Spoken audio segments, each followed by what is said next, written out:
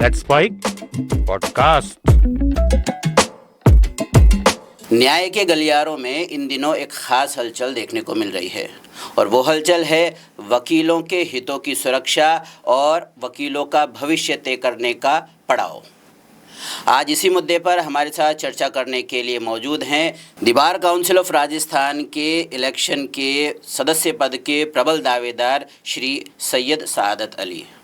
Let's mic podcast में मैं अब्दुल हनीफ और आज हम चर्चा करेंगे the bar council of Rajasthan के चुनाव और उनसे जुड़े सभी तरह के मुद्दों को लेकर। सैयद साहब, आपका बहुत बहुत स्वागत है हमारे स्टूडियो में। थैंक यू, शुक्रिया। और जैसे the bar council of Rajasthan के इलेक्शन जल्द होने वाले हैं, उसकी डेट भी लगभग तय हो चुकी है और सबकी नज़रें लगी हुई है, सारे वकील समुदाय की नज़रें लगी हुई है कि बार काउंसिल के कौन सदस्य जो है हमारा प्रतिनिधित्व करेंगे। आप भी इसी बार काउंसिल ऑफ राजस्थान के मेंबर के लिए एक प्रबल दावेदारों में शुमार किए जा रहे हो। हमारे दर्शक जानना चाहेंगे सबसे पहले आपकी पृष्ठभूमि के बारे में, आपकी ओरिजिन, आपकी वकालत, आपका विज़न वकीलों के हितों को लेकर। जी, मेरा नाम सैयद सादत अली एडवोकेट है।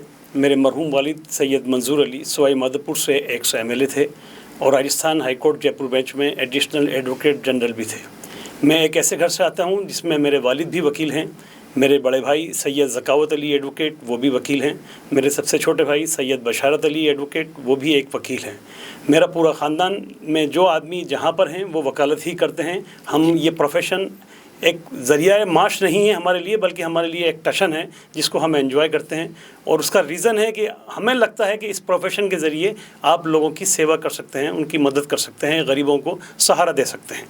मैं मानसरोवर मुस्लिम वेलफेयर सोसाइटी का गुज़िश्ता 25 साल से सेक्रेटरी हूँ और उस सेक्रेटरी होने की हैसियत से सरकार ने मानसरोवर के अंदर मुस्लिम समाज के लोगों को मकान दिए। तो हमने सरकार से कहा कि आपने हमें मकान दिए हैं तो हमारे लिए पढ़ने का भी कोई इंतज़ाम कीजिए, हमारी नमाज़ पढ़ने का भी इंतज़ाम कीजिए। हमारे 100 दिन पूरे होने के बाद में हम कहाँ आखिरी जगह होगी उसके लिए भी हमारा कोई इंतज़ाम कीजिए। बिल्कुल। तो सरकार ने हमें 2.25 बीघा ज़मीन अलॉट करी कब्रिस्तान के लिए, 1200 गज़ ज़मीन अलॉट करी मस्जिद के लिए और 1200 गज़ ज़मीन अलॉट करी स्कूल के लिए। अल्हम्दुलिल्लाह मैं शुक्र अदा करता हूँ तमाम सोसाइटी का और अपने साथियों का कि हम उसमें पूरी तरह से कामयाब हैं। मैं एक 5 करोड़ रुपए की लागत से वहाँ पर एक स्कूल का कंस्ट्रक्शन कर रहा हूँ जिसमें तकरीबन 3.5 करोड़ रुपए के आसपास खर्च हो चुके हैं और फिनिशिंग का काम बाकी है। मैं APCR का स्टेट प्रेसिडेंट भी हूँ। APCR की full form association for protection of civil rights है। इसके फॉर्मर प्रेसिडेंट हमारे सीनियर एडवोकेट बैकर फारूक साहब थे और उनके वफ़ात के बाद में, उनकी डेथ के बाद में इस जिम्मेदारी को मैं निभाता हूँ।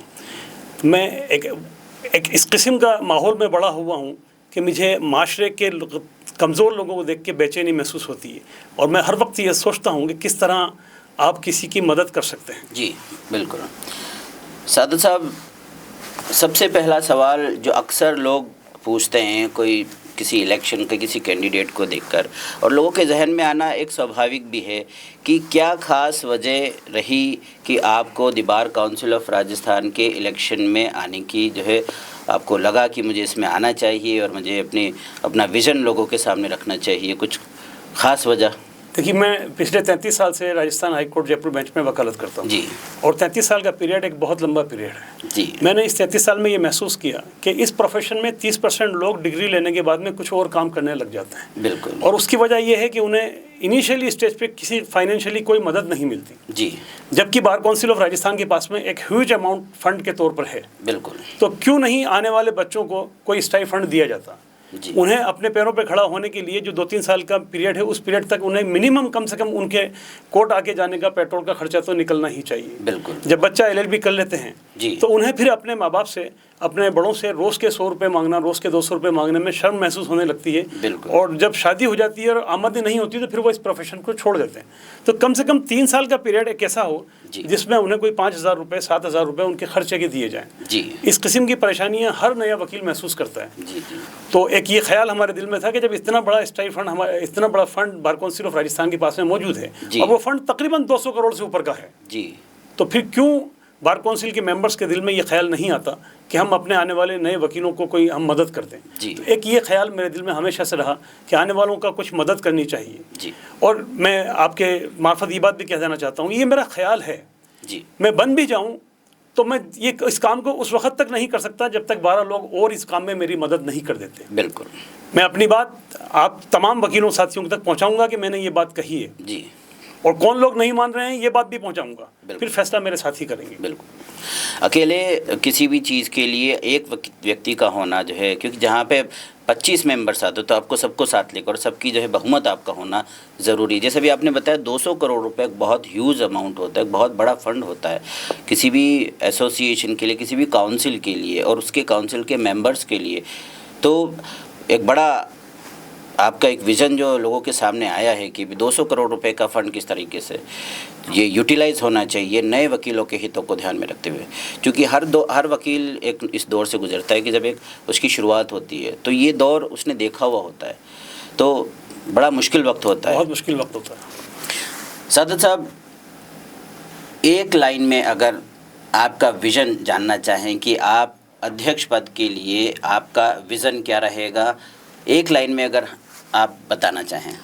आने वाले सब नए वकीलों के लिए उनको किस तरह हौसला अफजाई की जाए, ये मेरा विजन होगा। उनको उनके दिल से इस बात को निकाला जाए कि हम किस तरह इस प्रोफेशन में टिकेंगे। आप अगर उन्हें 3 साल मौका दे देते हैं तो फिर उनकी हिम्मत हो जाती है, उनकी एक्सपीरियंस भी हो जाता है और उनके पास में काम भी आने लगता है। तो कुल मिला के आपका नज़रिया यह होना चाहिए कि हम अपने साथियों की किस तरह मदद कर सकें। जी, और इस बारे में आपके कुछ विजन अगर जैसे नहीं, बहुत सारी चीज़ें हैं।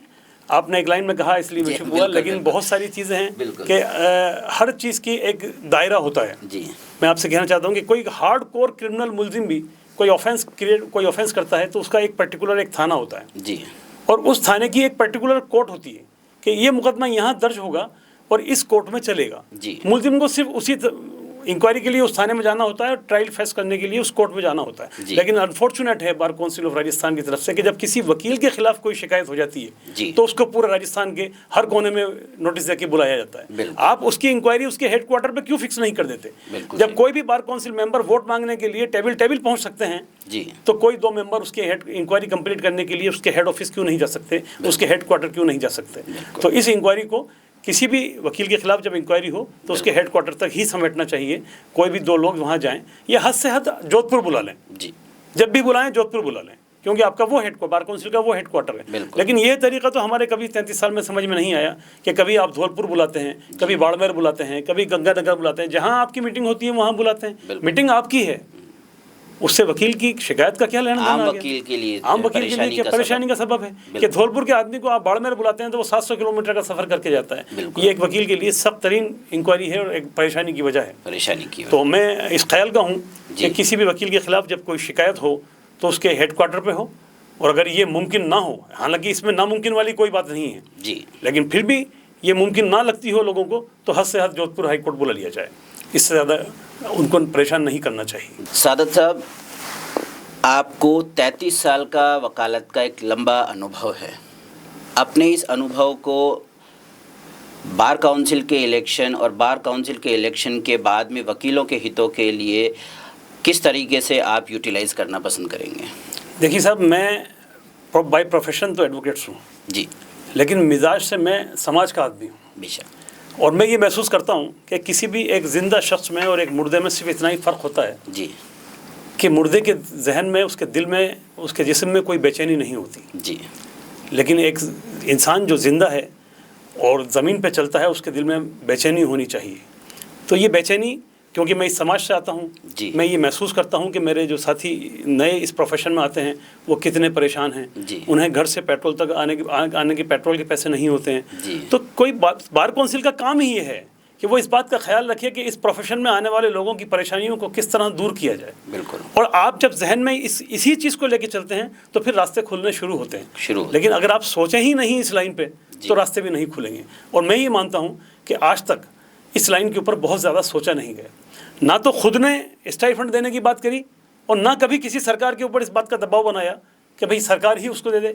बहुत सारे स्टेट्स के अंदर वकील न्यू कमर्स एडवोकेट्स को स्टाइफंड दिया जाता है जी। तो हमारी बार काउंसिल की तरफ से कभी कोई बहुत सारे एजुकेशन हमने होते हुए देखे हैं, लेकिन इस बात पे हमने कोई एजुकेशन नहीं देखा कि कभी बार काउंसिल ऑफ राजस्थान ने कॉल किया हो और ये कहा हो कि हम सरकार पर दबाव बनाना चाहते हैं कि वो सरकार आने वाले न्यू एडवोकेट्स को 5 साल तक या 3 साल तक इतने पैसे कम से कम महीने के हर महीने दे। सरकार के लिए ये बहुत छोटी रकम है। सरकार पे हम बात कहें और सरकार, हमें यकीन है कि सरकार मान भी जाएगी, लेकिन शायद मैं मानता हूँ कि पहल ही नहीं की गई, तो कोशिश नहीं की गई। तो इस लाइन पे कायम किया जाए, ये सोचा जाए कि आने वाले वकील जो 25 साल तक मेहनत करके एडवोकेट बनते हैं, उनका अपनी मेंटेनेंस का एक खर्चा होता है। कोई आदमी जो 4th क्लास बन जाता है उसका एक मेंटेनेंस का खर्चा एक वकील के बराबर नहीं होता। बिल्कुल। इसीलिए इनकम टैक्स डिपार्टमेंट हमारे खर्चों को 50% शामिल करता है कि उसका मेंटेनेंस है। वो वहाँ से आएंगे, ऑफिस मेंटेन करेंगे, लाइब्रेरी होगी, कंप्यूटर होगा, नेट होगा, तो खर्चा चाहिए। और नए बच्चे के पास में पैसा नहीं आता है। बिल्कुल। तो ये ज़रूरी है कि बार काउंसिल इस पर सोचे। आपकी नज़र से बार काउंसिल की भूमिका क्या होनी चाहिए एक वकील समुदाय के प्रति, वकीलों पर नियंत्रण या वकीलों का कल्याण? बार काउंसिल ऑफ राजस्थान की भूमिका, इसमें तो कोई शक शुबा है ही नहीं कि उनका कल्याण ही होना चाहिए। नियंत्रण करने के लिए तो सरकारें मौजूद हैं। बिल्कुल। तो बार काउंसिल ऑफ राजस्थान का तो इरादा, उसका मकसद वकीलों को कल्याण होना चाहिए। बिल्कुल। और आप जाके देखिए सिविल कोर्ट्स के अंदर, डिस्ट्रिक्ट कोर्ट्स के अंदर के वकील किन हालात में हैं। उनके पास में लाइट्स नहीं है, पंखे नहीं है, बैठने के शेड नहीं है, तो हर तरह की परेशानी है। अब कुछ सुधार होना शुरू हुआ है, लेकिन बहुत गुंजाइश है कि उसमें अभी और सुधार किया जाए। तो इसमें बहुत साफ है कि बार काउंसिल ऑफ राजस्थान का मकसद वकीलों का कल्याण ही होना चाहिए। बिल्कुल सादत साहब, लेकिन अक्सर कुछ चीज़ें हमारे सामने आती है, चूँकि मैं भी एक वकील हूँ और वकील समुदाय से बहुत अच्छी तरीके से मेरा राब्ता है। मैं अक्सर ये चीज़ नोट करता हूँ कि कई बार ऐसी चीज़ सामने आती है कि वकीलों की डिग्री के आड़ में कुछ ऐसी जनभावनाएं उभर के आती है कि वकीलों को एक नज़रिए से देखा जाता है कि ये काले कोट पहने हुए गुंडे हैं। अक्सर आम आदमियों की नज़र में ये चीज़ शायद, जो कि गलत है, लेकिन इसके लिए भी हमारे ही कुछ साथी लोग जो है वो जिम्मेदार हैं। तो क्या इस प्रवृत्ति पर नियंत्रण नहीं होना चाहिए? बार काउंसिल की भूमिका इस पर क्या स्पष्ट रूप से सटीक नहीं होनी चाहिए? नहीं, सटीक होनी चाहिए। और मैं अपने साथियों से भी कहता हूँ कि कोई भी स्ट्राइक या कोई भी हंगामा आपका लास्ट विकल्प होता है। बिल्कुल। सबसे पहले आप उस बात को अपनी बार एसोसिएशन में रखिए। बार एसोसिएशन में आपकी बात नहीं मानी जाती है तो फिर आप बार काउंसिल ऑफ राजस्थान में रखिए और फिर कोशिश करिए कि ये किस तरह सॉर्ट आउट किया जा सके। कोई भी पहल करने से पहले ही नाराज़गी को अपने एक्सट्रीम पे ले जाना और उस पर स्ट्राइक करना, या उसके ऊपर जिस तरह के आपने कहा कि हंगामा हो जाते हैं और आम जनता वकीलों को इस नज़र से देखती है। हालांकि मैं इस बात का पूरी तरह से समर्थन नहीं करता हूं कि कुछ लोग हैं जो करते हैं, और हर समाज में कुछ ना कुछ लोग होते हैं। कुछ प्रोफेशंस, डॉक्टर्स ने डॉक्टर के प्रोफेशन को बदनाम किया, कुछ पुलिस महकमे के लोगों ने पुलिस महकमे को बदनाम किया। इसी तरह 1-2% हमारे प्रोफेशन में भी हैं, और उसके लिए भी 1-2% की बात करो। अमूमन आमतौर से वकील मैं 1-2% के लिए भी मैं ये कहता हूँ कि ये लोग इस लाइन पे तब चलते हैं जब कोई उन्हें दूसरा रास्ता नज़र नहीं आता। अगर बार काउंसिल ऑफ राजस्थान या हमारी एसोसिएशंस अपने आने वाले बच्चों को, अपने आने वाले नए साथियों को संभालें, उनकी ख्याल रखें, तो मैं यकीन से कह सकता हूं कि कोई भी उस लाइन पे नहीं जाना चाहता। वो अपनी ज़िंदगी के कीमती 25 साल खर्च करके डिग्री लेके फिर कैंपस में एंटर होता है। उस कैंपस में कोई भी शख्स ऐसा नहीं है जो लॉ ग्रेजुएट नहीं हो और वो आगे वहाँ पर आ गया हो। बिल्कुल। उसके बावजूद भी अगर वो इस लाइन पर चलता है तो कुछ ना कुछ तो मजबूरियाँ उसकी रही होंगी। सादत साहब, बार काउंसिल ऑफ राजस्थान क्या आज राजस्थान के वकीलों की एक आवाज़ पूरी तरह से बन पा रही है, या आपको लगता है कि अभी गुंजाइश बाकी है कि नहीं, अभी इस दिशा में और काम किया जाना चाहिए कि वकील अभी पूरी तरीके से अपनी बात इस बार काउंसिल के ज़रिए नहीं रख पा रहा है? देखिए, इसमें बहुत साफ है कि बार काउंसिल राजस्थान हमारी सर्वोपरि संस्था है। बिल्कुल। और उसकी जिम्मेदारी है कि वो वकीलों की आवाज़ बने। लेकिन मुझे ये बात कहने में कोई झिझक नहीं कि आज तक हम ये नहीं कह सकते कि वो हमारी आवाज़ मुकम्मल तौर पे बन गई है। इसमें बहुत गुंजाइश बाकी है। मैं आपसे इस सवाल के जवाब में कहता हूँ कि आप अपनी टीम भेजिए कोर्ट कैंपस में और सर्वे कीजिए कि और पूछिए कि कितने लोग बार काउंसिल के कार्य से तसल्ली बख्श हैं या सेटिस्फाई हैं। तो बहुत गुंजाइश बाकी है। वकीलों के लिए एक बड़ी समस्या है कि उनके पास में चैम्बर्स नहीं जी। हैं, उनके पास में साजो सामान। जब कोई वकील एंटर होता है तो उसको एक मिनिमम जो है आज के दौर की रिक्वायरमेंट है कि उसके पास में एक लैपटॉप हो, जी। उसके पास में एक लाइब्रेरी हो, जी। उसके पास में एक छोटी गाड़ी हो जिससे वो अपना बस्ता लेके ऑफिस तक आ जाए। ये तमाम चीज़ें उसको क्रिएट करने में या उसको बनाने में कम से कम 10 साल लग जाते हैं। बिल्कुल। तो ज़रूरत है कि बार काउंसिल उन्हें संभाले उनको, क्योंकि एनरोल तो आप ही कर रहे हैं। जी। लॉ कॉलेज की डिग्री हैं आपने, लॉ कॉलेज की ओपन करने के परमिशन आपने ही दी हैं। बिल्कुल। आपने जब हर डिस्ट्रिक्ट में 2-2, 3-3 लॉ कॉलेज खोल दिए हैं जी। और हर लॉ कॉलेज में मिनिमम रिक्वायरमेंट 300 बच्चों की है जी। तो फिर आगे भी ख्याल आपको ही रखना पड़ेगा कि वहाँ से जो बच्चा निकलेगा उसकी क्या ज़रूरतें हैं और उसकी हम किस तरह मदद कर सकते हैं। तो इसमें अभी बहुत गुंजाइश बाकी है। बार काउंसिल को इस पर सोचना चाहिए और हमें मौका मिला तो हम ज़रूर सोचेंगे। बिल्कुल। सादत साहब, आज के हालात में दौरे हाजा में अगर देखा जाए तो राजस्थान के वकीलों की सबसे बड़ी समस्या आपकी नज़र में क्या होगी? देखिए, मेरी निगाह में राजस्थान के वकीलों की सबसे बड़ी समस्या है कि उनके पास में इंफ्रास्ट्रक्चर किसी भी किस्म का पूरा नहीं है। जी। ना खुद का है जी। और ना कोर्टों का है। बिल्कुल। हालांकि अब कोर्टें बननी शुरू हुई हैं। जी। अब कोर्टें शहरों से निकल के बाहर रोड पे कहीं अच्छी जगह पे जानी शुरू हुई हैं, लेकिन उसके बावजूद भी दो ही तो लोग हैं इसमें। एक तो जुडिशरी साइड में हैं, इधर हम वकील लोग हैं। तो जुडिशरी साइड्स में तो आपको हर तरह की सहूलत है गवर्नमेंट की तरफ से। गवर्नमेंट हर चीज़ प्रोवाइड कराती है। बिल्कुल। आज आप मुंसिफ कोर्ट में जाके भी देखेंगे तो 3-3 कंप्यूटर वहाँ लगे हुए हैं। बिल्कुल। मतलब एक कंप्यूटर जज साहब के वास्ते लगा हुआ है, एक कंप्यूटर पर रीडर साहब लिख रहे हैं, तीसरे कंप्यूटर पर दोनों वकील देख रहे हैं कि वो क्या लिख रहे हैं। तो हर तरह की सुविधा अब कोर्टों में आनी शुरू हो गई है। लेकिन वकीलों के पास में कोई इंफ्रास्ट्रक्चर नहीं है, उनके ऑफिस अच्छे नहीं हैं। ऑफिसों के लिए उनके पास में, खासतौर से मैं उन वकीलों की बात कर रहा हूँ जो न्यू कमर्स हैं, जो नए एनरोल्ड होते हैं, जो नए नए वकालत के अंदर एंटर होते हैं, पेशे में आते हैं। तो उसके लिए बार काउंसिल को सोचना चाहिए। उनकी मदर बार तो वही है। बिल्कुल। मतलब वही तो उन्हें सर्टिफिकेट इशू करती है कि आप वकालतनामा दे सकते हैं। फिर उन्हीं को ख्याल रखना चाहिए और एक पीरियड आपको फिक्स कर देना चाहिए कि भाई हम 3 साल तक आपको ये मदद करेंगे।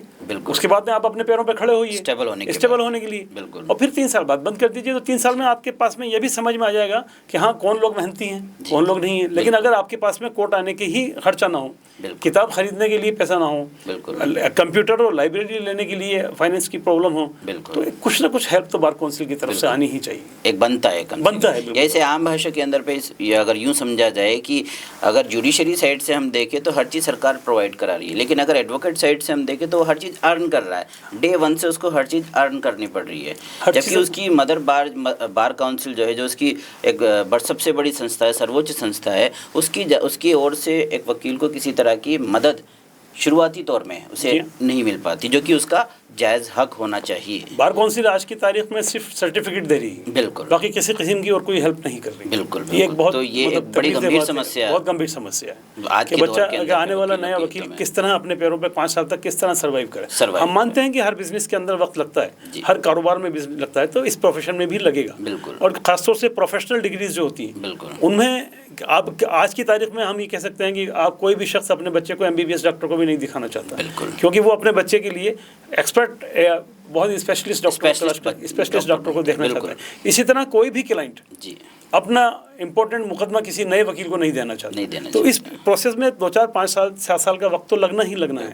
तो ये तो ख्याल रखना ही चाहिए। शुरुआती थोड़ा सा दौर जो है ये बड़ा मुश्किल होता है, जहाँ पे बार काउंसिल को नए वकीलों की साथ देना चाहिए। सादत साहब, अब तक का आपके साथ में बात बहुत जो है उम्दा रही, लेकिन एक बहुत ख़ास सवाल जो है मेरे जहन में आ रहा है कि नए वकीलों के लिए और इंफ्रास्ट्रक्चर्स, ये 2 बड़े मुद्दे जो हैं अभी आपने उठाए हैं। इन्हीं के संबंध में मैं एक सवाल पूछना चाहते हैं कि जिससे दिमाग में एक सवाल आता है कि आपकी क्या विज़न रहेगा, आपकी क्या प्राथमिकता रहेगी इंफ्रास्ट्रक्चर को लेके, नए वकीलों की जो प्राथमिकताएं हैं उनको तय करने के लिए क्या आपने कुछ इस बारे में विचार किया है?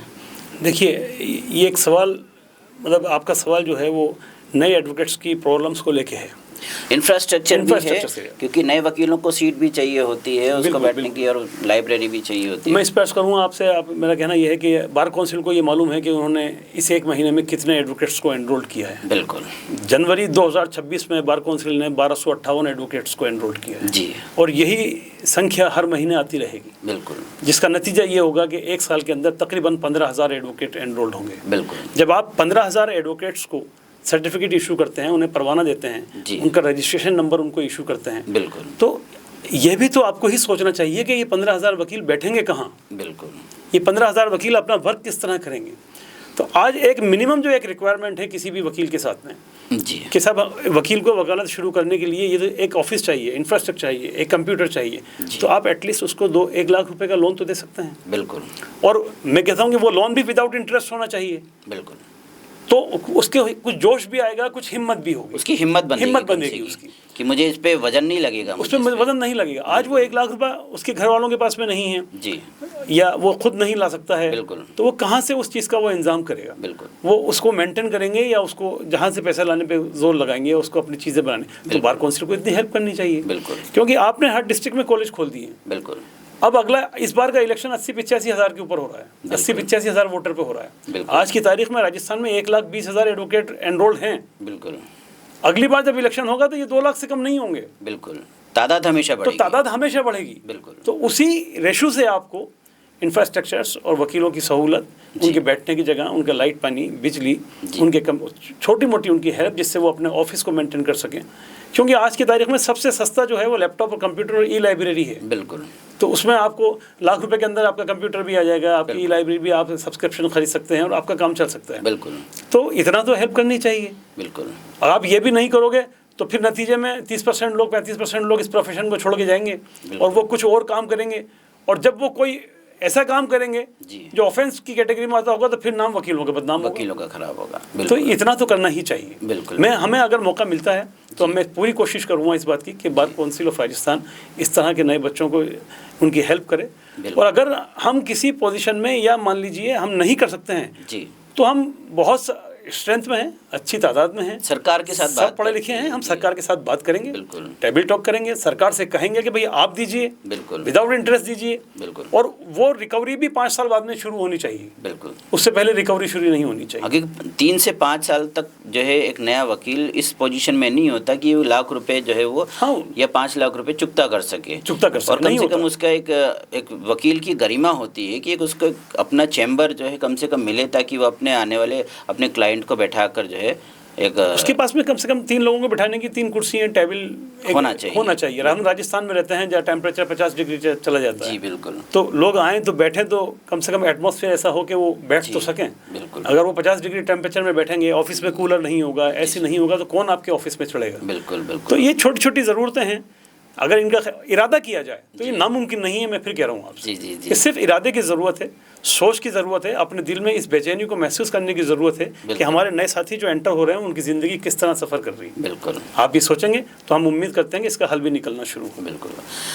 सादत साहब, अभी चर्चा की शुरुआत में आपने कहा कि the bar council of Rajasthan के फंड में 200 करोड़ रुपए हैं, लेकिन ये 200 करोड़ रुपए का यूटिलाइज क्या हो रहा है, इसकी ट्रांसपेरेंसी अभी तक एक आम वकील की नज़रों में नहीं है।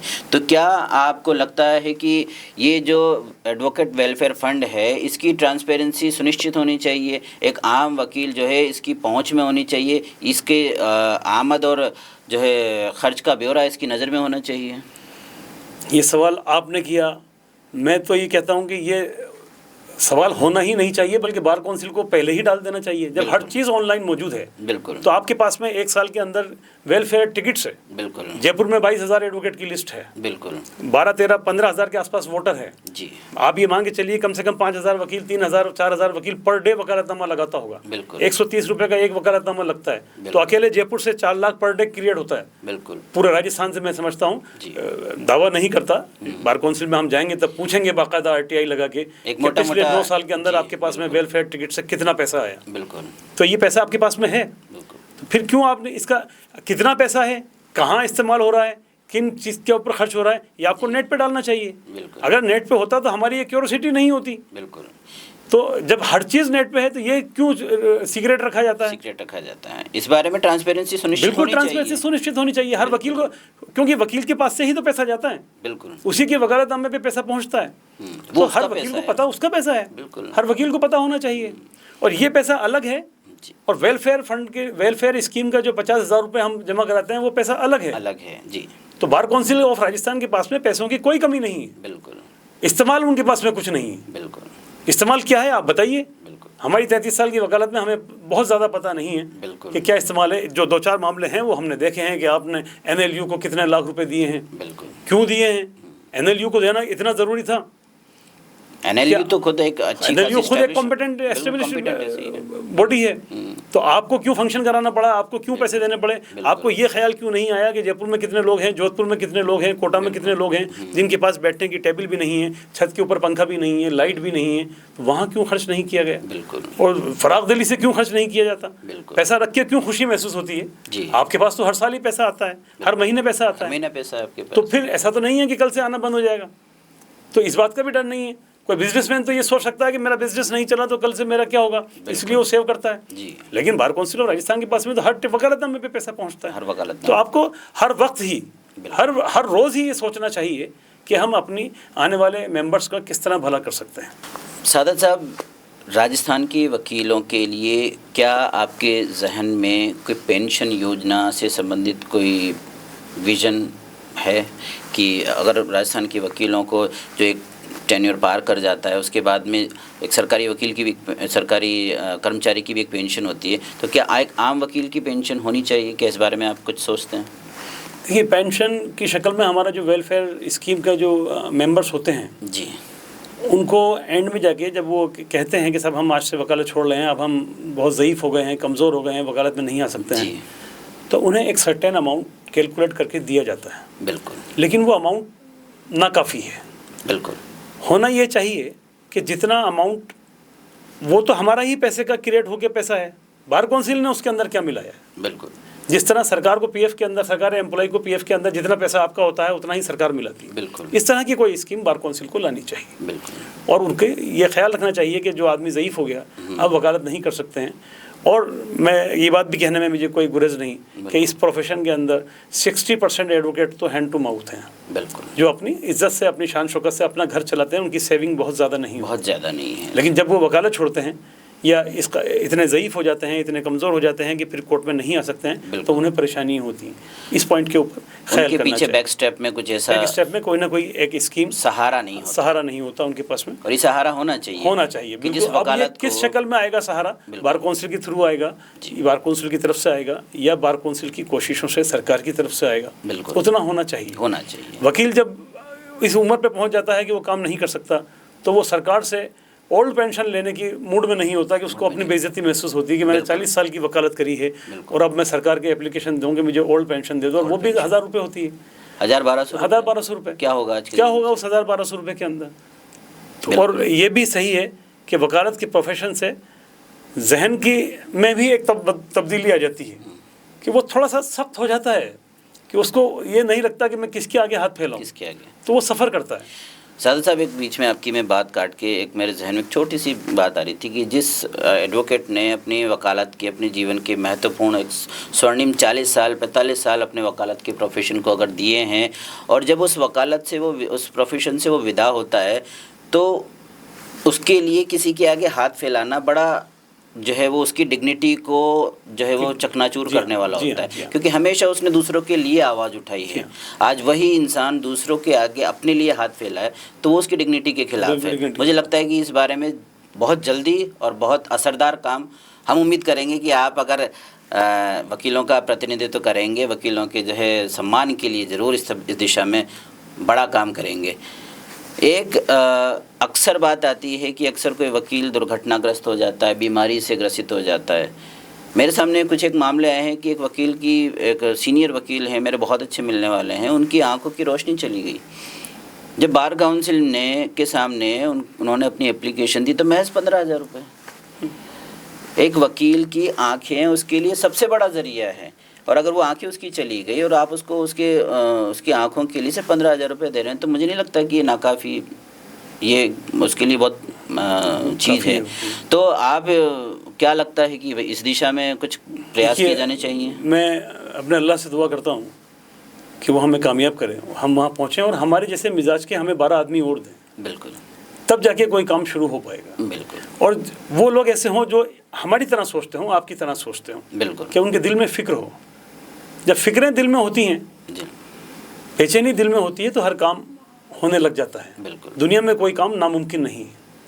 आप फिक्र कीजिए, उसकी कोशिश कीजिए, वो सब होना बिल्कुल ठीक हो जाएगा। एक्सीडेंट्स है, आपने बिल्कुल सही कहा कि बार काउंसिल ऑफ राजस्थान ने इलाज के ऊपर कैटेगरीज फिक्स की हुई हैं कि किस के लिए कितना पैसा दिया जाएगा। जी। मैं कहता हूँ आप इसको बजाय खुद देने के आप कोई एक इंश्योरेंस की स्कीम करा दीजिए। बिल्कुल।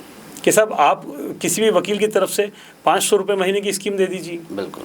तो उसको 40 लाख रुपए का उसका इंश्योरेंस हो जाएगा। बिल्कुल। तो उसका वहाँ से वो सब कुछ मिल जाएगा, मिल सकता है। बिल्कुल। तो आप सोचिए इसके ऊपर बैठ के, फिक्र कीजिए अपने साथियों की, अपने कमज़ोर साथियों की, और इसका हल निकल जाएगा। कोई बड़ी बात और अब नहीं। तो बड़ी बड़ी कंपनियां हैं कि जो बल्क के अंदर पे इंश्योरेंस देती बिल्कुल, हैं, बल्क और में बहुत इंश्योरेंस रिजनेबल में देती बहुत हैं। रिजनेबल में दे रही है। 1000 रुपये महीने के अंदर बहुत आपको तकरीबन 25 लाख रुपए का इंश्योरेंस है। बिल्कुल। बहुत। और ये हम नेगोशिएट करें तो हम शायद नेगोशिएट करें तो और कम हो सकता है, कम हो सकता है इस बारे लेकिन में। ज़रूरत है नेगोशिएट करने की, नेगोशिएट पहल करने की। बिल्कुल। वो देखना पड़ेगा सर। उस दिशा में आपको कम से कम आगे कदम बढ़ाना आगे चाहिए। कदम बढ़ाना चाहिए। बिल्कुल।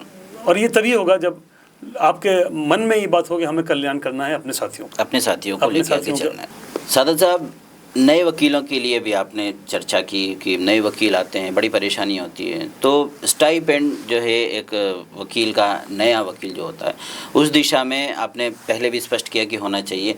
विजन क्या रहेगा आपका इस दिशा में? ये स्टाइफंड के लिए पहली कोशिश तो हम करें कि और अदर स्टेट भी दे रहे हैं, तो बार काउंसिल कॉल करे, बाकायदा अपने साथियों को कॉल करे, बुलाए, सरकार से बात करे।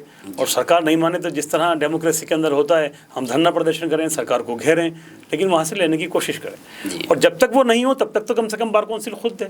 बिल्कुल। उनको उस स्टेज तक तो आप मेंटेन करके रखिए अपने साथियों को, कि उनकी हिम्मत ना टूटे, उनका हौसला ना टूटे, वो कोर्ट आते रहें बराबर। तो ये एक तरीका हो सकता है कि इस तरह हम चला जाए। जी। साथ ही अक्सर बात आती है AIB एग्ज़ाम की। एक वकील जो है वो 3 साल वकालत, 5 साल जो है एग्ज़ाम देके, 3 साल एग्ज़ाम देके फिर आता है, फिर उसके बाद में वकालत करने के लिए उसे AIB, और उसमें भी बहुत सारे क्लेजेस आपको देखने को मिलते हैं। क्या आपको नहीं लगता कि AIB के कुछ एग्ज़ाम या प्रक्रिया में कुछ सुधार की गुंजाइश है? सब मैं तो इस AIB पेपर के ही खिलाफ हूँ कि क्यों AIB का पेपर डाला गया। इसका पैटर्न जो लिया गया वो MCI से लिया गया, बिल्कुल। मेडिकल काउंसिल ऑफ इंडिया की तरफ से लिया गया। बिल्कुल। और ये MCI का पेपर उन लोगों के लिए था जो बच्चे विदेश से एग्ज़ाम क्वालिफाई करके आते थे। तो ये चेक किया जाता था कि क्या वो हमारे कंट्री में इलाज करने के काबिल हैं, उनकी इतनी काबिलियत है कि वो हमारे कंट्री में डॉक्टरी का पेशा कर सकें। बिल्कुल। क्योंकि वो बाहर से पढ़ के आ रहे हैं, हमारी आंखों के सामने नहीं है, वहाँ क्या स्टैंडर्ड है हमें पता नहीं है। बिल्कुल। तो यहाँ पर उनके लिए MCI का पेपर था। बिल्कुल। लेकिन ये AIB का जो पेपर है, ये तो आप ही के अपने कॉलेज हैं जिनको आपने मान्यता दी है, उनका सब कुछ आप पढ़ाते हैं। मैं 3 साल तक अपने 40 सब्जेक्ट, 35 सब्जेक्ट को पास करके, पढ़ के फिर एग्ज़ाम दे के आया हूँ। एक उसमें मैंने मिनिमम अपनी एक परसेंटेज मेंटेन करी है। ऐसा भी नहीं है कि मैं 36% से पास हो गया हूँ। तब जाके मैं वकील की डिग्री मेरे को मिली है। फिर AIB का पेपर क्यों है, और किस मकसद का AIB का पेपर, जब आप 50 किताबें खोल के पेपर लेते हो तो? बिल्कुल। तो ये तो बिल्कुल समझ में ही नहीं आया कि क्यों। और बार काउंसिल ऑफ राजस्थान को, बार काउंसिल ऑफ इंडिया को, अगर ये कहीं सरकार की तरफ से भी आया था तो भी इसको अपोज करना चाहिए था। मैं इस एग्ज़ाम के ही खिलाफ। बिल्कुल। कम से कम सुप्रीम कोर्ट तक में जाकर इस चीज़ को अपोज किया जाना चाहिए था, और उस बारे में कम से कम अपनी बात रखनी चाहिए थी। बाकी जो भी जैसा भी होता, कम से कम उस दिशा में अपन काम कर सकते थे। देखिए साहब, मैं खुद बार काउंसिल का चुनाव लड़ रहा हूँ और उम्मीद करता हूँ कि मैं जीत के पहुँचूँगा। बहुत प्यार और समर्थन लोगों से मिल रहा है। उम्मीद करेंगे कि बिल्कुल आप, बहुत प्यार और समर्थन लोगों से मिल रहा है। तो मैं इस पर कहना चाहता हूँ कि पेपर्स जो पूरा आपने किया है, कि आप हो वकील अपने साथियों के परेशानियों को दूर करने के लिए। बिल्कुल। और वहाँ जाके हम साथियों की परेशानी भूल जाते हैं और ख़ुद का ही इंतज़ाम करने में लगते हैं। ये एक अनफॉर्चुनेट है। सादत साहब, इलेक्शन प्रोसेस ये जो है, और इलेक्शन प्रोसेस में बहुत सारी जो है मैं देखने को मिलती है, अनियमितताएं हमें देखने को मिलती है। काफ़ी लंबे समय बाद में जो है ये बार काउंसिल के इलेक्शंस हो रहे हैं। क्या आपको लगता है कि चुनाव प्रक्रिया में कुछ सुधार की गुंजाइश है? इस चुनाव प्रक्रिया में तो बहुत सारी सुधार की गुंजाइश है जी। सबसे बड़ी बात तो ये कि सबसे पहले ये तय किया जाए कि वक्त पे इलेक्शन कराए जाए। बिल्कुल।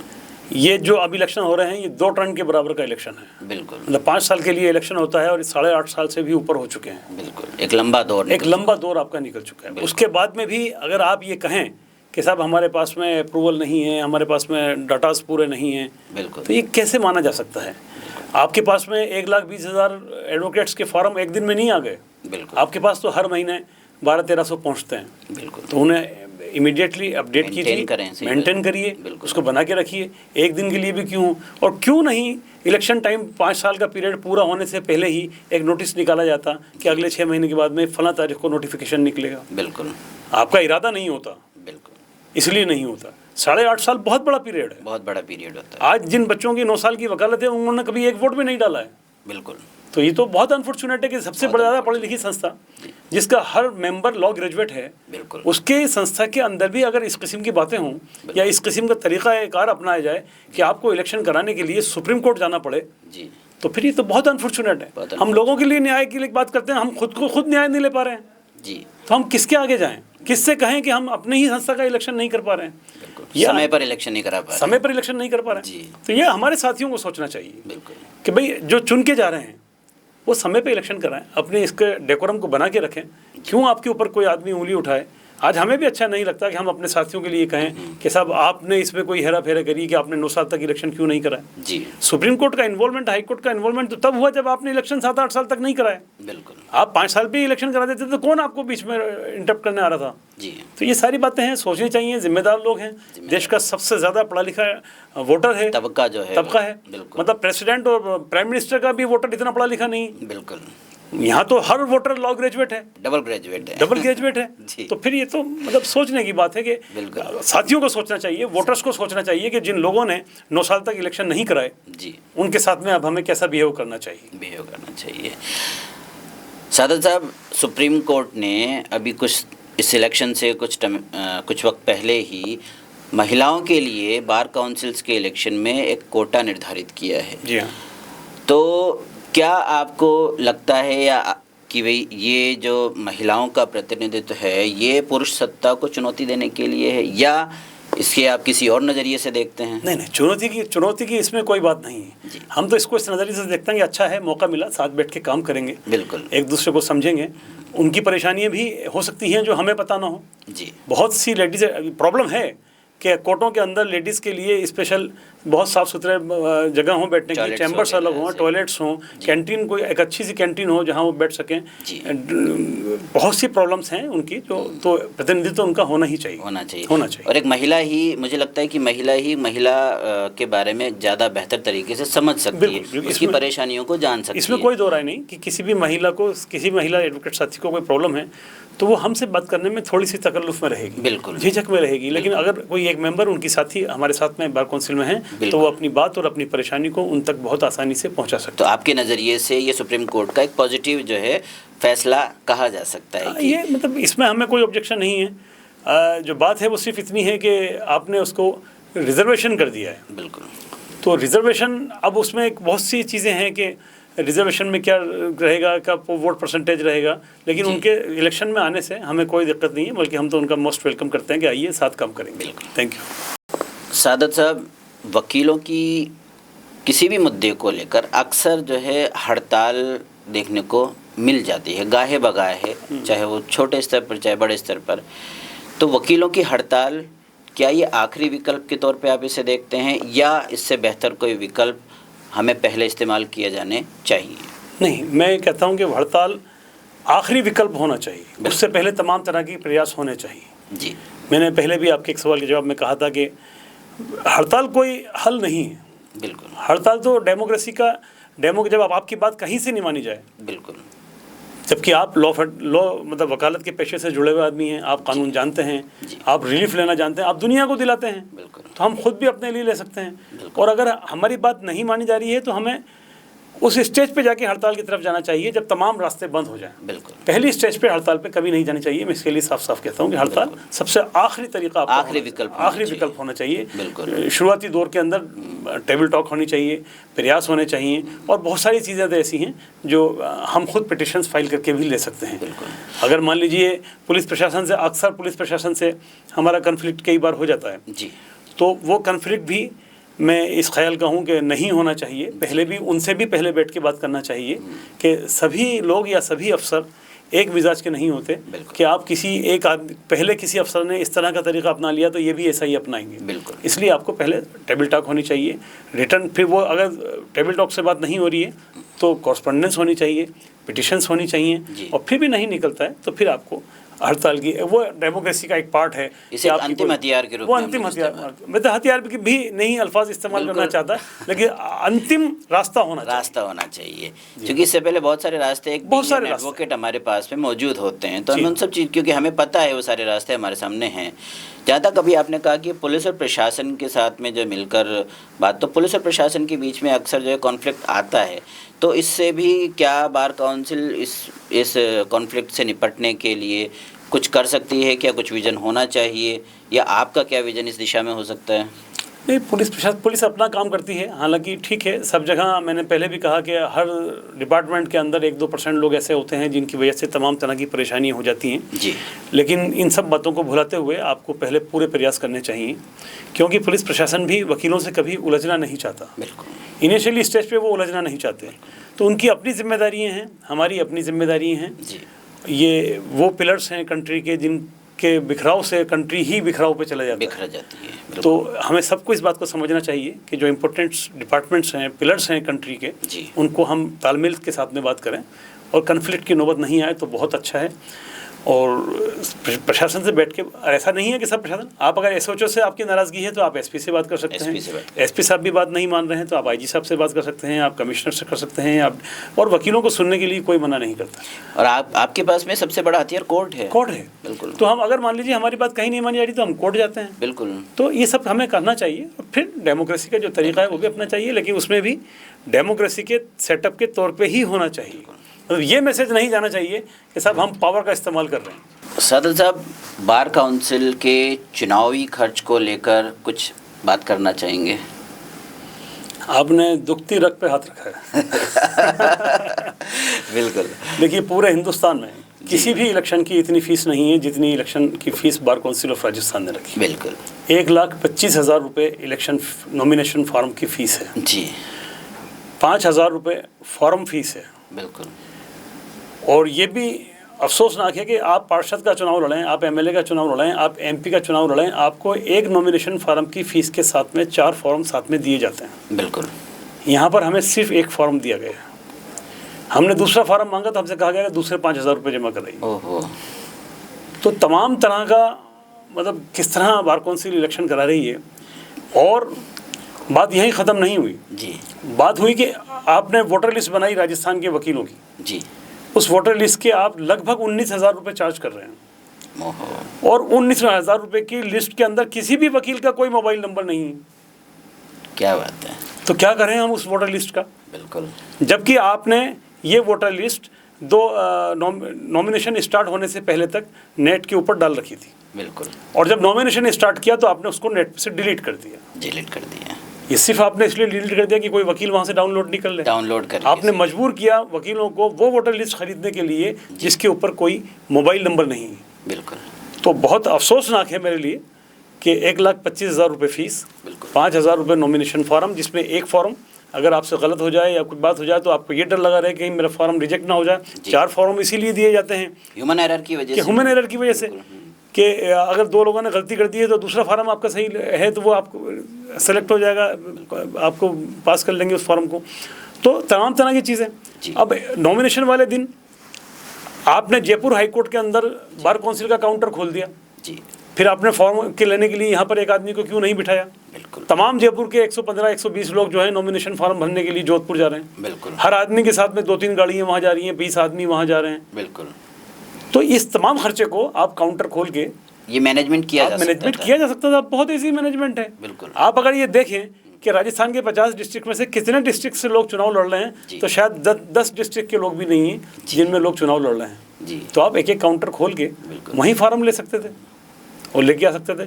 तो कोई इस बात पे सोचा ही नहीं गया कि किस तरह इस खर्चे को कम किया जाए, कैसे इसको मैनेज किया जाए। बिल्कुल। तो ये सोचना चाहिए था, सोचना चाहिए। और आगे भी सोचिए, अगर हमें मौका मिलता है तो हम इस लाइन के ऊपर सोचेंगे कि ये फीस भी ज़्यादा है जी। और वोटर लिस्ट पे मोबाइल नंबर क्यों नहीं होना चाहिए, क्यों उसको सीक्रेट रखा जा रहा है। एक अपने मतदाता तक पहुंचने के लिए आपको सबसे आसान साधन जो है आपने उसको मोबाइल नंबर है उसका, आपने उसको जो है छुपा दिया आपको। बिल्कुल। आपने उसको बकायदा डिलीट मारा वहाँ से उसके डाटा को, जबकि आपकी साइट के ऊपर जब नॉर्मल साइट है उसके ऊपर नंबर हैं। बिल्कुल। तो फिर आपने वोटर लिस्ट में नंबर क्यों नहीं दिया? बिल्कुल। तो एक सोचने का विषय है तमाम वकीलों के लिए, तमाम साथियों के लिए जो लोग इस चुनाव में लड़ रहे हैं, और तमाम वोटर्स के लिए कि क्या तरीक़ाकार है बार काउंसिल के इलेक्शन कमेटी का जो इस तरह का इलेक्शन करा रही है। इसमें सुधार होना चाहिए। इसमें सुधार होना चाहिए। बिल्कुल। क्या बार काउंसिल चुनावी प्रक्रिया के साथ साथ न्यायिक सुधारों की दिशा में भी खुलकर बात करेगी? होना चाहिए, बिल्कुल होना चाहिए। दोनों का चोली दामन का साथ है। बिल्कुल। तो क्यों नहीं इस बात को आगे करी जाए कि साहब न्यायिक सुधार होना चाहिए। बिल्कुल। तो और उसके अंदर जजेस को भी ट्रेनिंग देते हैं जी, वकीलों को भी ट्रेनिंग देना चाहिए। बिल्कुल। न्यायिक प्रणाली में सुधार तभी होगा जब 2 साल के बच्चे को आप ये ट्रेन कर देंगे आपको किस तरह कोर्ट से बिहेव करना है, किस तरह अपना रिप्रेजेंटेशन करना है। बिल्कुल। तो जब आप 50,000 रुपये वेलफेयर स्कीम के पैसे लेते हैं, आप फार्म को जमा कराते वक्त पैसे लेते हैं, आप अलग से BCI के पैसे लेते हैं, आप वेलफेयर का टिकट पर डे लेते हैं, तो कुछ तो कीजिए अपने आने वाले साथियों के लिए। बिल्कुल। उन्हें ट्रेनिंग दीजिए, उन्हें तैयार कीजिए, न्यायिक सुरक्षा तैयार कीजिए उन्हें। बिल्कुल होना चाहिए। बिल्कुल। एक ये बड़ी न्यायपालिका के साथ में जो है जुड़कर चलने के लिए कम से कम आप अपने ही मेंबर्स को इतना प्रशिक्षित करें कि वो न्यायिक सुधारों में सहयोग दें। बिल्कुल। सादत साहब, अब तक आपके साथ जो चर्चा हुई बड़ी मज़ेदार हुई, और अब एक छोटा सा रैपिड फायर राउंड जो है हम खेलेंगे। मैं कुछ सवाल पूछूंगा और आपको एक शब्द में उसका जवाब देना है। ठीक है। बहुत कम समय में और बहुत जल्दी ये एक रैपिड फायर होने वाला है। सादत साहब, कोर्ट में क्या ज़्यादा पसंद है, लंबी बहस या छोटे तार्किक? छोटे तार्किक बहस होनी चाहिए, सटीक बात होनी चाहिए, पॉइंट टू पॉइंट बात होनी चाहिए। Point two point. जज सख्त हो या हंसमुख? जज हंसमुख हो, न्याय पसंद हो। सुबह की शुरुआत कैसे पसंद है, चाय के साथ या कॉफ़ी? कॉफ़ी के साथ। कॉफ़ी के साथ। क्या पसंद है, फाइलों का ढेर या डिजिटल लाइब्रेरी? नहीं, वक्त के दौर के साथ में पुरानी जो फाइलें हैं वो पुरानी हैं, अब वक्त के बदल रहा है तो अब डिजिटल से भी काम चल रहा है, डिजिटल होनी चाहिए, अब डिजिटल ही चलेगा। कोर्ट में आपकी ओर से कहा जाने वाला सबसे ज़्यादा बार क्या शब्द कहा गया है? My Lord. बिल्कुल सही, बिल्कुल सही। एक दिन किसके बिना रहना पसंद करेंगे, मोबाइल के बिना या कोर्ट के बिना? कोर्ट के बिना। कोर्ट के बिना। मुझे लगा इसका जवाब मोबाइल के बिना होगा, क्योंकि एक वकील कोर्ट के बिना नहीं रह सकता। एक दिन तो ऐसा भी चाहिए जब रिलीफ मिले। किस तरह की ट्रायल में ज़्यादा मज़ा आता है, बेल या लंबी ट्रायल्स? नहीं, ट्रायल्स में मज़ा आता है। ट्रायल्स में मज़ा आता है। असल वकालत ट्रायल है। हाँ। एक हाई प्रोफाइल केस या 10 उलझे हुए सामान्य केस? एक हाई प्रोफाइल केस। एक हाई प्रोफाइल केस। कानून की किताब या कोर्ट का अनुभव ज़्यादा महत्वपूर्ण चीज़? कोर्ट का अनुभव। कोर्ट का अनुभव जो किताबों से ज़्यादा सिखाता है। किताबों से ज़्यादा सिखाता है। अगर आप जज होते तो सबसे पहला, या आप जज बन जाएं तो सबसे पहला फैसला क्या होगा आपका? जो न्याय हित में हो। अगर वकील नहीं होते तो क्या होते, अपने आप को कहाँ देखते हैं? नहीं, ये तय था कि हम वकील ही होंगे। जब 7th क्लास में पढ़ते थे तभी तय था कि वकील आपके, इसलिए ज़िंदगी में कहीं और देखा ही नहीं। वकील नहीं होते तो कुछ नहीं होते। कुछ नहीं होता। कोई एक कानून जिसे बदलना चाहते हैं? कोई एक कानून जिसे बदलना चाहते हैं? जी। कोई एक नहीं, आज के दौर में बहुत सारे कानून हैं जिन्हें बदलने की ज़रूरत है। जो हमारे अंग्रेज़ों के दौर से भी ज़्यादा सख्त कानून बना दिए गए। उनके अंदर आजकल जो कानून NIA की जो एजेंसी शुरू हुई है, UAPA है, जिसको बदलना चाहिए। एक शब्द में बार काउंसिल आपके लिए? वकीलों की वो संस्था जिसे वकीलों के कल्याण का कार्य करना चाहिए, जिसकी जिम्मेदारी है। और एक शब्द में वकालत? सेवा। एक चीज़ जो बार काउंसिल में तुरंत बदलनी चाहिए? आने वाले वकीलों के लिए फ़ौरन से इंतज़ाम करना चाहिए। फ़ौरन से। और सबसे ख़ास रैपिड फायर का सवाल, संविधान का एक ऐसा लफ्ज़, एक ऐसा शब्द जो आपको परिभाषित करता है? आज़ादी। सादत साहब, रैपिड फायर खेल के बहुत मज़ा आया। एक लंबी चर्चा आपके साथ में हुई और अब वक्त हमें ज़्यादा इजाज़त नहीं दे रहा है, लेकिन जाते जाते आपके अपने मतदाताओं से, आपके अपने वकील भाइयों बहनों से आपकी ओर से की जाने वाली एक अपील जिसमें आप अपनी बात वकीलों तक रख सकें। मैं तमाम अपने साथियों से कहना चाहता हूँ कि मैं ये मानता हूँ कि वकील समुदाय बहुत पढ़ा लिखा और समझदार समुदाय है। मैं आपसे सिर्फ आखिरी में एक बात कहना चाहता हूँ कि एक मौका दीजिए और फ़र्क महसूस कीजिए। बहुत बढ़िया सर, बहुत बढ़िया। सादत साहब, ये चर्चा आपके साथ में बहुत मज़ेदार चर्चा रही, बहुत कुछ समझा, बहुत कुछ आपके बारे में जाना, वकालत और वकीलों से जुड़ी समस्याएं हमने समझी और हम उम्मीद करते हैं कि आने वाले अनकरीब वक्त के अंदर पे हम आपको बार काउंसिल में एक मेंबर और चेयरमैन के तौर से जल्द देखेंगे। हमारी शुभकामनाएं आपके साथ में बहुत बहुत हमेशा जुड़ी हुई हैं और हम चाहेंगे कि आप वकीलों के हित में जिस तरह से आपने पिछले 33 साल में आम जनता की जो है हितों के लिए रक्षा की है, आप एक आम वकीलों के हितों की भी रक्षा करेंगे। थैंक यू, बहुत बहुत धन्यवाद। बहुत शुक्रिया। तो ये था आज का सबसे ख़ास मुलाकात सैयद सादत अली साहब के साथ में, जो कि दी बार काउंसिल ऑफ राजस्थान के एक बहुत ही प्रबल दावेदार हैं। इनके साथ चर्चा हुई। इसी तरीके से जुड़े रहिए हमारे साथ लेट्स माइक पॉडकास्ट में। आपका बहुत बहुत धन्यवाद। अब तक के लिए फ़िलहाल इतना ही। नमस्कार। आप सुन रहे थे let's mike more than radio. Follow कीजिए हमें हमारे सोशल मीडिया प्लेटफॉर्म्स पर। It's time for news. It's time for more than radio. Presenting the first radio news app, Let's Mic. Let's Mic, a news-based app on your phone where you get to watch and listen news, talk shows, interviews, radio show podcasts. On Let's Mic, you get all relevant information of TV, print, radio, podcast, and digital. Let's Mic talks about every segment of life.